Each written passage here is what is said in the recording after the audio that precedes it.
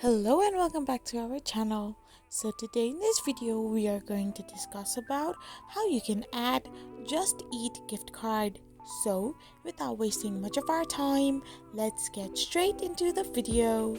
So first of all you need to do is open a web browser of your preference and type in the URL www.justeat.co.uk, which will take you to this kind of page. So once you are in this interface, all you need to do is simply tap on your profile icon, and once you tap it in, you can find the redeem a gift card option among the drop down menu bar.